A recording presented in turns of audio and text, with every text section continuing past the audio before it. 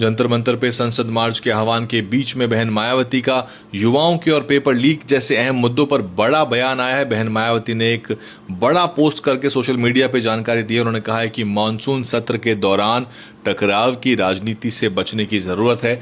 संसद से लेकर सड़क तक के मुद्दों का समाधान सूझबूझ से निकाला जाए। आपको बता दें कि आज जंतर मंतर पे कॉकरोच जनता पार्टी के बैनर तले संसद मार्च का आह्वान किया गया, जिसमें सभी राजनीतिक दलों के बड़े नेता शामिल हैं और बड़ी संख्या में जन सैलाब दिल्ली में जंतर मंतर और कनॉट प्लेस और नई दिल्ली के इलाकों में उमड़ा हुआ है और संसद के गेट तक भी प्रदर्शनकारी पहुंचे, ऐसी खबर निकल के आई है।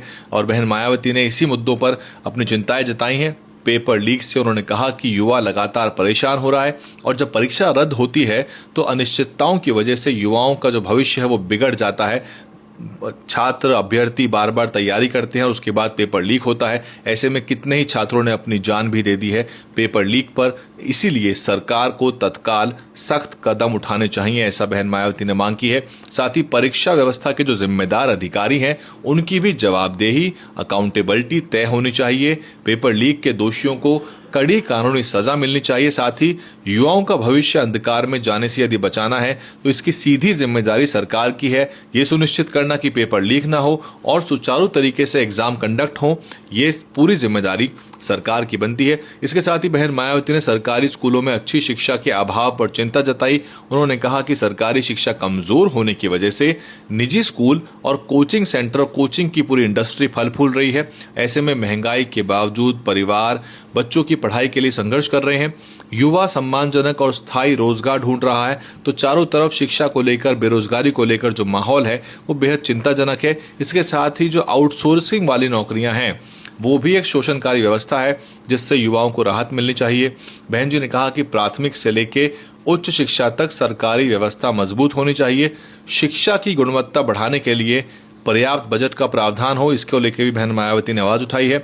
और ऐसे में देश के विकास की असली नींव जो है वो शिक्षित युवा है और ऐसे में अगर जीडीपी वृद्धि से देश का भविष्य सुरक्षित नहीं होगा, इसके लिए गुणवत्ता वाली शिक्षा, ताकि एक ह्यूमन रिसोर्स डेवलपमेंट हो सके, जो मानव संसाधन है उसकी गुणवत्ता बढ़ सके, स्किल बढ़ सके, शिक्षा का स्तर बढ़ सके।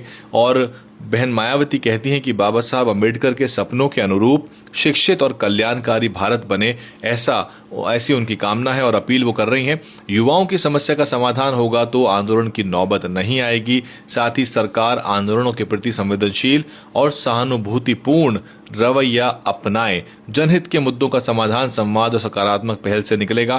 तो इस तरह की ट्वीट बहन जी की तरफ से आई है। हालांकि आज के सोशल मीडिया के ज़माने में जेन जी से कनेक्ट होना है, अगर आपको युवाओं से कनेक्ट होना है, जेन अल्फा से, जेन एक्स से और मिलेनियल्स से कनेक्ट अगर आप होना चाहते हैं, जो कि सोशल मीडिया पे लगातार एक्टिव है, इंस्टाग्राम पे एक्टिव है, तो ये कागज़ और ये ट्वीट का रास्ता जो है बहुत कारगर रास्ता नहीं है। इसके लिए आपको वीडियो जारी करनी पड़ेंगी। आपको जेन जी जिस तरह से कम्युनिकेट करता है, जिन माध्यमों से, जिस तरह से आपको उस तरह से ही कम्युनिकेट करना पड़ेगा, तभी आपकी बात जो है युवाओं तक पहुंच पाएगी। बहरहाल पूरे मुद्दे पे आपको क्या कुछ सोचना है, बने रहिए और रिपोर्ट आपके लाते रहेंगे। DNN हिंदी को सब्सक्राइब करने के लिए दबाएं लाल रंग का सब्सक्राइब बटन और घंटी का बटन दबाकर ऑल नोटिफिकेशन पर क्लिक करें। चैनल को जिंदा रखने के लिए नीले रंग का ज्वाइन बटन दबाकर चैनल को आर्थिक सहयोग करें।